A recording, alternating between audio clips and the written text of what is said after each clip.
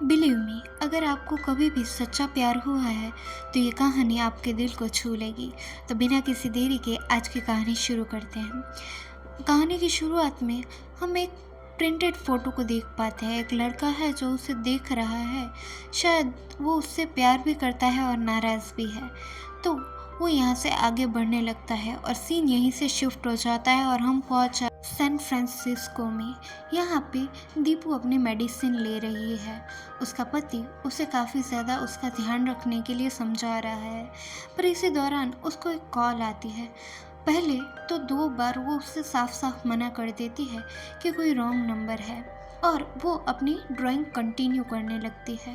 पर जब तीसरी बार वहाँ से किसी औरत की आवाज़ आती है और वो उसे बताती है कि दीपू अभी पापा नहीं रहे, तो दीपू भी हाँ बोल के यहाँ से निकलने की तैयारी करना शुरू कर देती है। उसका पति यहाँ पे उसको जल्दी से रेडी होने को बोल देता है। कुछ ही पलों में हम देख पाते हैं कि ये इंडिया आ चुके हैं। इंडिया आके भी अपने पापा की मौत पे भी यहाँ पे हम दीपू की आंख में एक भी आंसू नहीं देख पा रहे हैं। न जाने क्या हुआ है। हमें पता चलता है कि जो दीपू है वो इमोशन लेस हो चुके हैं, यानी कि वो खुशियाँ या दर्द कुछ भी महसूस नहीं कर सकते। जब हम उसके पापा की डेड बॉडी को देखते हैं तो वहाँ पे उसका भाई भी था, राजा। पर राजा को ये देख के काफ़ी हैरानी हुई कि दीपू अपने पिता के मरने पे भी एकदम ब्लैंड है। ना ही उसे कोई दुख है, ना ही कोई अफसोस। और वो हाथ छोड़ के वहाँ पे क्रॉसवर्ड खेलने लगती है, जो जान के उसे काफ़ी ज़्यादा गुस्सा आने लगता है कि ये सब चीज़ें करने का वक्त है। पर दीपू उसको कोई पलट के जवाब नहीं देती। उल्टा वो तो क्रॉसवर्ड के आंसर उनसे पूछने लगती है, जिस वजह से उसका भाई काफ़ी ज़्यादा गुस्सा हो जाने लगता है।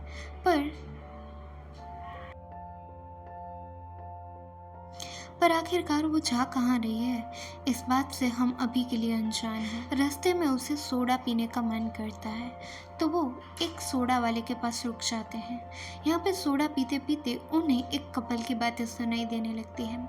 ना ये कपल यहाँ पे अपने प्यार के बारे में डिस्कस कर रहा होता है, क्योंकि लड़का काफ़ी ज़्यादा काला होता है और लड़की गोरी और अमीर, जिस वजह से इनकी फैमिली इस रिश्ते के लिए एग्री नहीं कर रही थी और लड़का भी मन ही मन में हार मानने लगता है। तो दीपू तुरंत ही उनके पास पहुंच जाती है और उन्हें अपने आप से इंट्रोड्यूस करवाती है और बताती है कि अगर तुम्हें प्यार करने का एक मौका मिला है तो उसे बिना डरे गवाओ मत और ज़िंदगी जियो। तो यहाँ पे लड़का ऐसा बोलने लगता है, ये तो ऐसे ही बोल रही है। तो यहाँ पे दीपू उसे अपनी कहानी बताना शुरू करती है कि मुझे पता है शायद इस लड़के के लिए अमेरिका से रिश्ता आया होगा। तो लड़की बताती है, नहीं अमेरिका से तो नहीं, पर ऑस्ट्रेलिया से तो आया है। उसकी सैलरी बहुत अच्छी होगी, परिवार बहुत अच्छा है, ऐसा भी सुना होगा। तो वो कहती है, हाँ मेरे साथ भी ऐसा ही हुआ था, पर जब मैं प्यार में थी तो मुझे सिर्फ प्यार को ही चुनना था और मैंने सिर्फ और सिर्फ प्यार को चुना। तो यहाँ पे वो लड़की क्यूरियस होके उन दोनों की लव स्टोरी पूछने लगती है। तो यहाँ से हम फ्लैशबैक में जाते हैं और हम पहुँच जाते हैं एक छोटे से गांव में। इसी गांव में एक छोटा सा दूध वाला कम इंजीनियर कम स्टूडेंट कन्हैया रहता है। कन्हैया अपनी पढ़ाई के साथ साथ घर की जिम्मेदारी भी बखूबी निभाता है। अपने कॉलेज जाने से पहले वो पूरे गांव में दूध की डिलीवरी करके आता है और कॉलेज जाके भी वो पढ़ाई में भी काफ़ी ज़्यादा अच्छे से ध्यान देता है।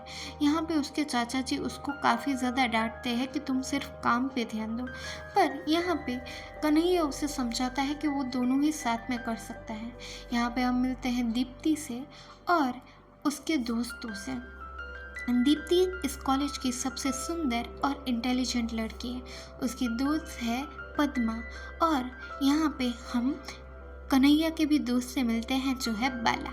और यहाँ पे ये सभी एक दूसरे से अभी तो अनजान है, पर जल्द ही जल्द इनके रास्ते आपस में टकराने वाले हैं। तो हमें पता चलता है कि अपनी नेक दिली और अच्छाई की वजह से कन्हैया ने बाला का दिल तो जीत ही लिया था और ये दोनों काफ़ी ज़्यादा अच्छे दोस्त बन जाते हैं। कन्हैया के बारे में हमें बताया जाता है कि एक भोला भाला और सीधा साधा लड़का जो पैसों की कीमत करता है और अपने रिश्तों को संभालना अच्छे से जानता है। और दूसरी ओर हम मिलते हैं राजा से, जो है यहाँ पे दीपू का भाई काफ़ी ज़्यादा अवेयर है अबाउट हिज ब्यूटी।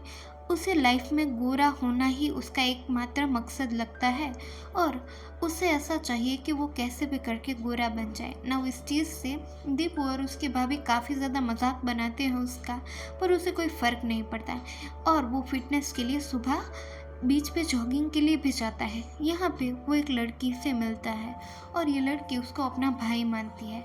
अपने प्यार के बारे में जब उसे बताती है तो यहाँ पे हमें पता चलता है कि राजा जितना इनोसेंट दिखता है उतना इनोसेंट है नहीं।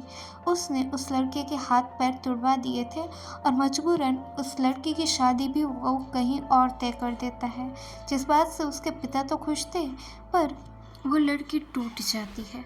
और यहाँ पे हम देख पाते हैं बाला को। बाला एक फोटोग्राफर है पर उसे लाशों से बहुत ज़्यादा डर लगता है। ये लाइन याद रखना, आपको आगे ये इम्पोर्टेंट नोट बताएगी ना। हम पहुँच जाते हैं कॉलेज में जहाँ पे ये ज़्यादा चिल कर रहे होते और लड़कियों के बारे में डिस्कस कर रहे होते कि किसको कैसी लड़की पसंद है।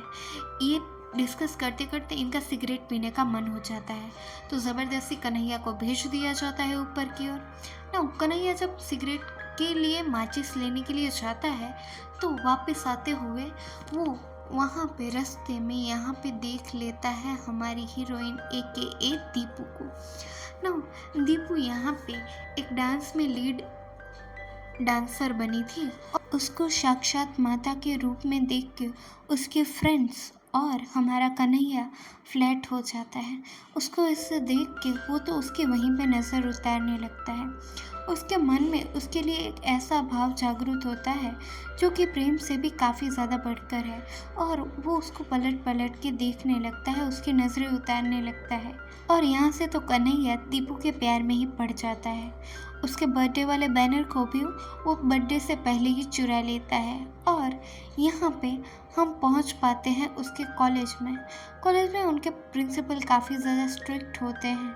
जब एक लड़का अपनी गर्लफ्रेंड से बात कर रहा होता है ये जान के वो उसकी बहुत ज़्यादा इंसल्ट करते हैं पूरी कॉलेज के सामने, जिस वजह से उस लड़के को काफ़ी ज़्यादा गुस्सा आने लगता है कि इतना बड़ा ट्रस्टी का बेटा होके इसके साथ ऐसा हो कैसे गया।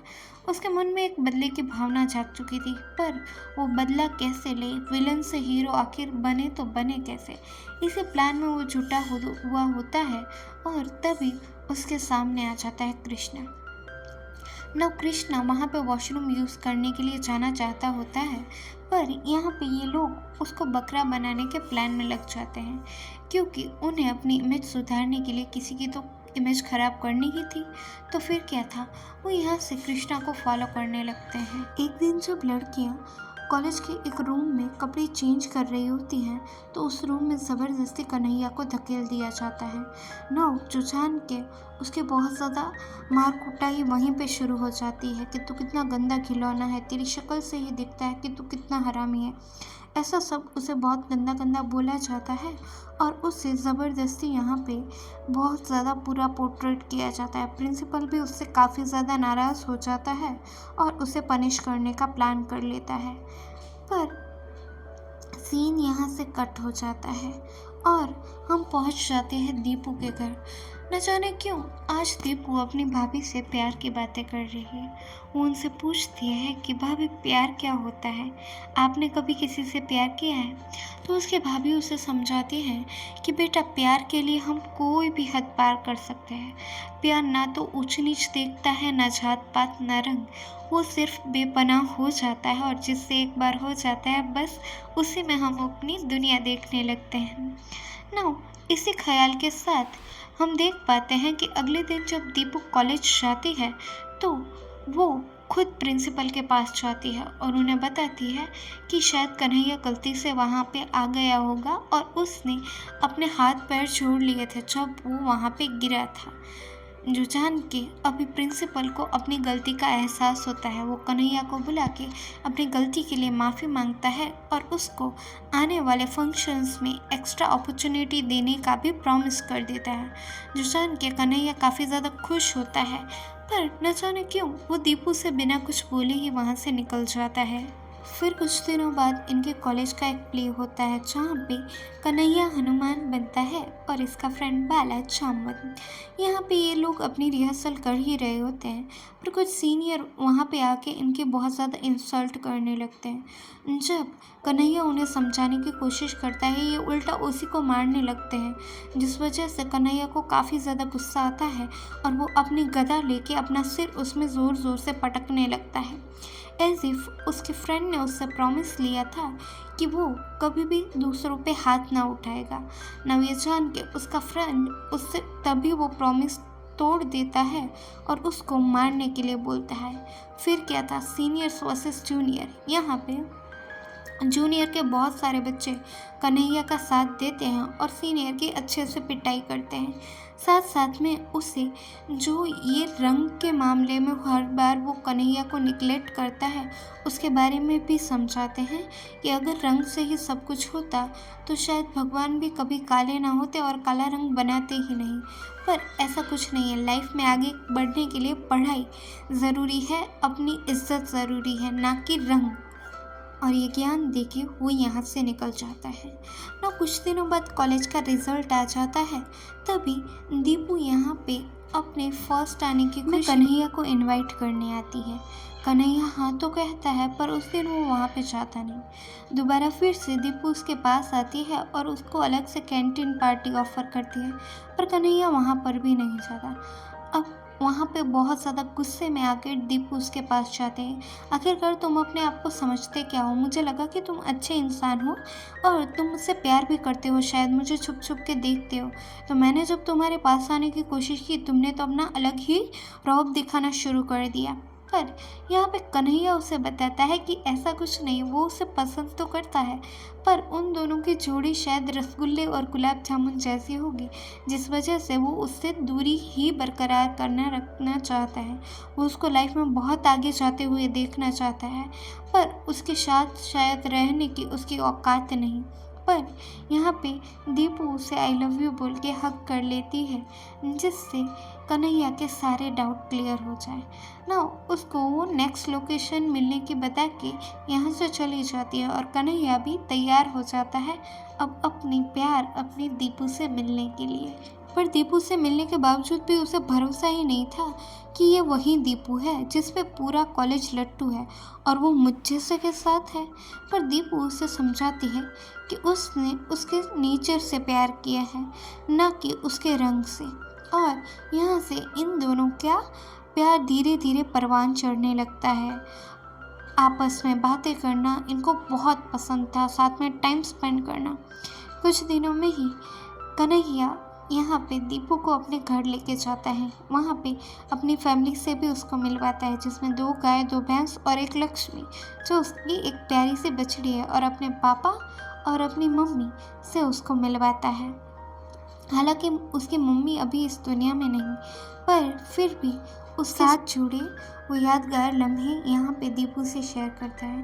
दीपू को वो बताता है कि वो पैसे वाला तो नहीं, पर उससे कभी वो दुखी नहीं करेगा और दीपू को भी इसके अलावा कुछ नहीं चाहिए। धीरे धीरे इनका प्यार और ही और गहरा होता जाता है और हमें पता है कि अपने मन में कहीं ना कहीं ये दोनों एक दूसरे के साथ ज़िंदगी बिताने का फैसला कर चुके हैं। यहाँ पे दीपू उससे एक डिमांड करती है कि उसको एक फ़ोटो चाहिए यहाँ पे कन्हैया का। कन्हैया ने कभी फ़ोटो खिंचवाई नहीं थी, तो फिर क्या था, बाला के पास जाता है और उसे डिमांड करता है कि उसकी एक अच्छी सी कलर फ़ोटो लेके दे। पर जब यहाँ पे कन्हैया की फ़ोटो क्लिक होने वाली होती है, तभी लाइट चली जाती है। इनके नेक्स्ट मीटिंग में ये लोग प्लान करते हैं कि इस बार ये अपने दोस्तों के साथ मिलेंगे और अपने दोस्तों की निगरानी में वो अच्छे से शायद टाइम स्पेंड कर पाएँ। और यहाँ पे जब वो एक दूसरे से मिलने जाते हैं तो एकदम चकाचक तैयार होकर कन्हैया जाता है। बाला भी जहाँ पे यहाँ पे पद्मा को देखता है तो वो उस पर फ्लैट हो जाता है और वो यहाँ पे कन्हैया से रिक्वेस्ट करने लगता है कि वो जल्द से जल्द इनको थोड़ा टाइम स्पेंड करने दे। और कन्हैया भी इस चीज़ के लिए शायद मान जाता है। वो यहाँ पे जब जाता है दीपू के साथ तो ये लोग आपस में बातें करने लगते हैं और इनके बातों में काफ़ी ज़्यादा नज़दीकियाँ भी बढ़ने लगती हैं। दूसरी ओर हम देख पाते हैं कि यहाँ पे कन्हैया जो है वो अपना फ़ोटो नहीं ला पाया, पर उसके लिए एक सरप्राइज़ गिफ्ट था दीपू के पास।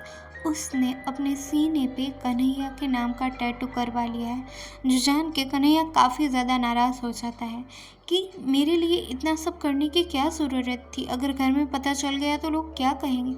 ये सब सोच के ही वो डर जाता है, पर यहाँ पे दीपू उसे समझा लेती है और नेक्स्ट टाइम जब वो मिलते हैं तो अभी इनके पास 2 परमानेंट चौकीदार हैं, जिस वजह से ये काफ़ी ज़्यादा आराम से मिल पाते हैं और 1 साल में शादी करने का फैसला कर लेते हैं।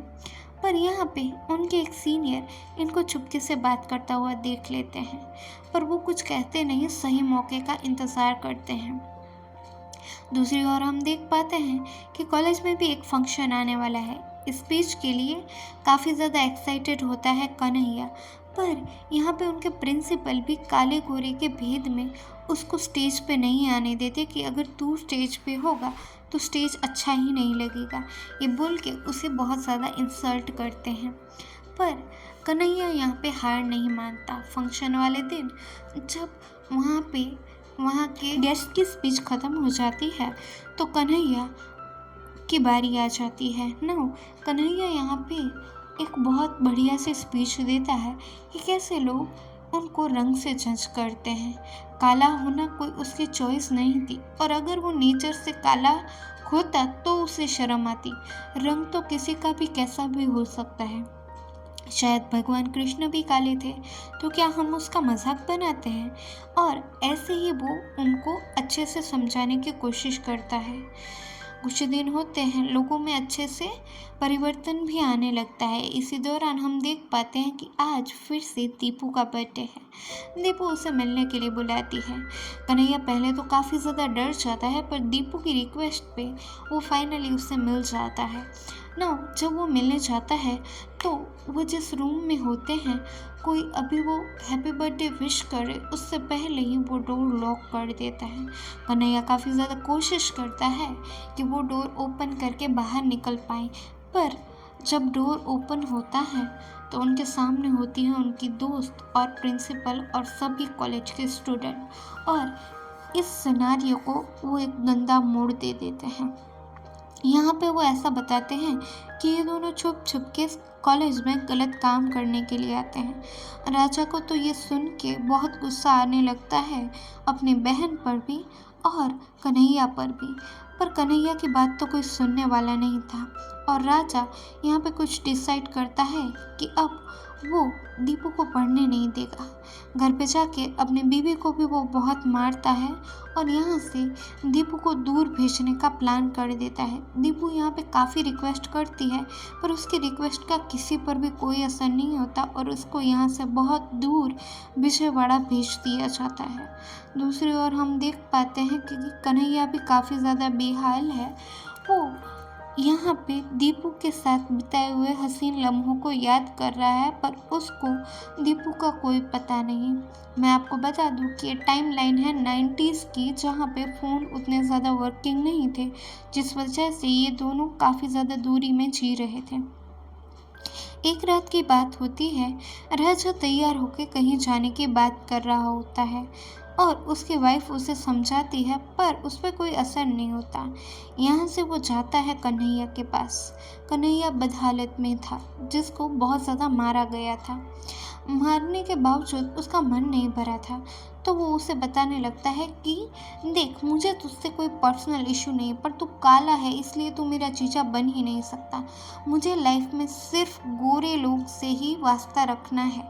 मतलब मैं चाहे काला हूँ, पर मेरी ये चॉइस नहीं। अगर भगवान मुझे चॉइस देता तो मैं कभी काला ना बनता, और तू भी इसीलिए मेरा जीजा नहीं बन सकता।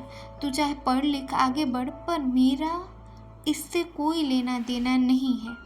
पर जब यहाँ पे कन्हैया रिक्वेस्ट करता है उसको, तो वो उल्टा ही कन्हैया की डिग्री भी चला देता है और उसे समझा के उसको 1 प्लेट बिरयानी ऑफ़र करता है।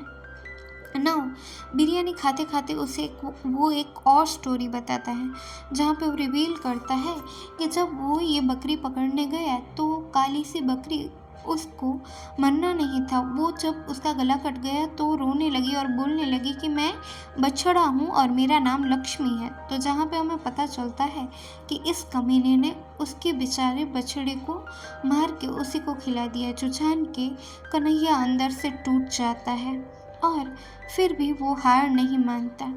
जब वो लड़ने की कोशिश करता है तो सीन यहीं से शिफ्ट हो जाता है।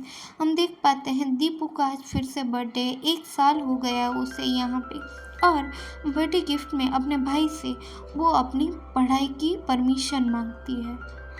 हालांकि उसे ये परमिशन मिल तो जाती है पर उसका भाई उसके साथ ही होता है। जब वो हॉल टिकट लेने के लिए जाती है तो यहाँ पे बाला उसे इशारों में बता देता है कि कन्हैया उसका ऊपर वेट कर रहा है, जिस वजह से यहाँ पे दीपू वॉशरूम का बहाना करके ऊपर चली जाती है। ऊपर कन्हैया उसका वेट कर रहा था एक बहुत बड़ी गुड न्यूज़ के साथ, और वो उसको हक कर लेती है। यहाँ पे कन्हैया रिवील करता है कि पूरा का पूरा कॉलेज उनके साथ है आज, और भले ही चाहे उनके पहले रंजिशें हुई थी कॉलेज वालों के साथ, पर आज सभी उसके प्यार में उसका साथ देने के लिए है। तो वो आज ही यहाँ से निकल जाएंगे और वो एक प्यार भरी अच्छी सी ज़िंदगी जिएंगे। जो सुनते ही वो दोनों कपल काफ़ी ज़्यादा खुश हो जाते हैं, और यहाँ पे वो अपनी लाइफ का कुछ डिसीजन भी बना लेते हैं। यहाँ पे दीपू उन्हें बेस्ट विशेस दे के यहाँ से निकल जाती है, पर यहाँ पे उसकी फ्रेंड उसे बताती है स्टोरी तो अच्छी थी पर मुझे पता है ये सच नहीं, सच बताओ वहाँ पे क्या हुआ था। तो हमें पता चलता है कि उस रात यहाँ पे राजा ने कन्हैया के पैर तक तोड़ दिए थे, क्योंकि कन्हैया ने कहा था कि तुम मेरे बढ़ते हुए कदमों को अपनी बहन की ओर रोक नहीं पाओगे, जिस वजह से उसकी टांग भी उसने तोड़ दी थी। उसकी प्यारी लक्ष्मी को भी उसने मार दिया था। कन्हैया का सपना था कि वो अपने पिताजी का सहारा बने, पर वो सिर्फ बोझ बन के रह चुका है। उसको तो टॉयलेट जाने के लिए भी अपने पिता की हेल्प चाहिए। वो एक बहुत बड़ा बोझ बन चुका है और उसे अब नहीं जीना।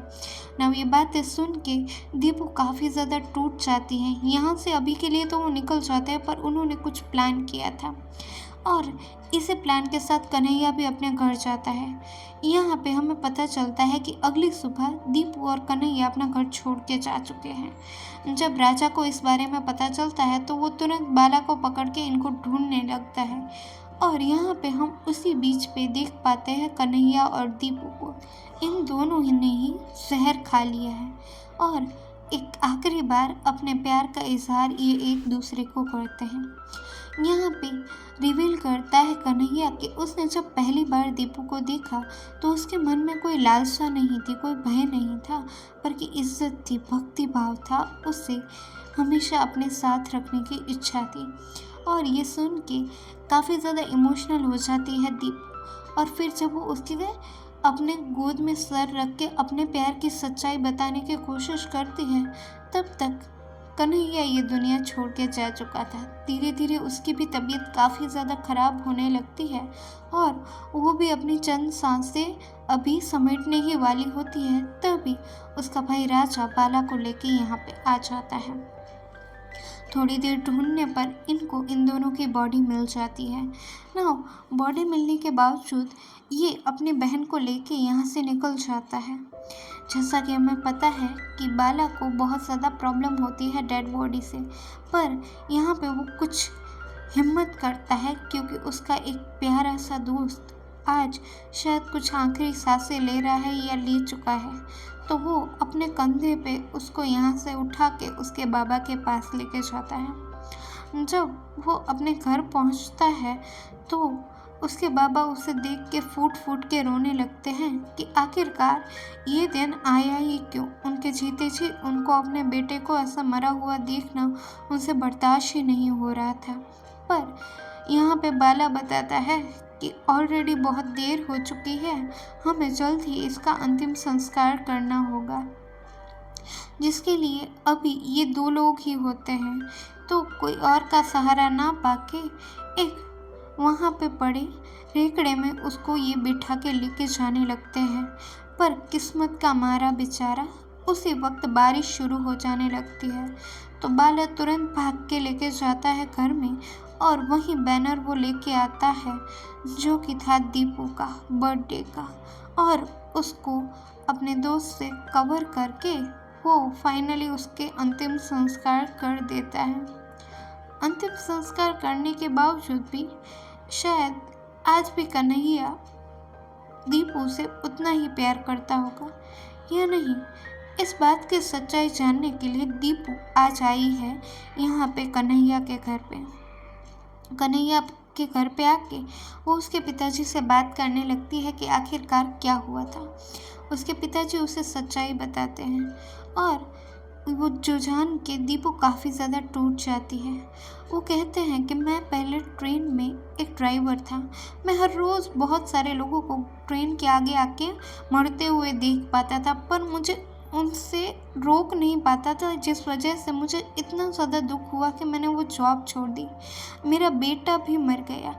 उसका मरना शायद गलत नहीं था, मौत एक सत्य है, पर उसकी गलत एज में डेथ हुई, उसका मुझे हमेशा रिग्रेट रहेगा। ये सुन के दीपू भी काफ़ी ज़्यादा दुखी हो जाती है। उनसे रिक्वेस्ट करने लगती है कि मुझे सिर्फ कन्हैया की एक फ़ोटो चाहिए, आप एक बार मुझे दे दो। पर उसके पिताजी मना करते हैं कि हमारे पास कन्हैया की कोई भी फ़ोटो नहीं है, कोई भी फ़ोटो नहीं है। जो जान के दीपू यहाँ से नाराज़ होकर जाने लगती है, पर फिर से वो भागती हुई वहाँ पे आ जाती है कि आपने एक यादगिरी के लिए एक तो फ़ोटो उसकी रखी हुई होगी। वो जब घर में घुसती है तो कुछ देख के वो खौफ खाने लगती है। दूसरी ओर इसको ऐसा चिल्लाता देख यहाँ पे उसकी दोस्त जब अंदर आती है तो वो देखती है कि वहाँ पे कन्हैया की कोई फ़ोटो नहीं, बल्कि उसकी एक शर्ट है, सिर्फ और सिर्फ एक शर्ट। यानी कि जीते जी उसने जिससे प्यार किया, जिसके साथ ज़िंदगी बिताने का फ़ैसला किया, मरने के बाद उसको उसकी एक झलक भी पाना इतना नामुमकिन सा लगने लगता है। वो काफ़ी हद तक टूट जाती है और यहाँ पे हमें पता चलता है कन्हैया के मरने के बाद बाला भी पागल ही हो गया था। सीन कुछ वक्त बाद शिफ्ट होता है जहाँ पे आज फाइनली दीपू ने कन्हैया की एक फ़ोटो बनाई है। उसका पति उसे देख के स्माइल करता है कि भले ही वो उसका सच्चा प्यार था, जो जान के वो काफ़ी ज़्यादा खुश होता है। आज के लिए बस इतना ही। हमें कमेंट में अपना ओपिनियन बताएं। Thanks for watching and keep your loved one very close to you. Thanks for watching.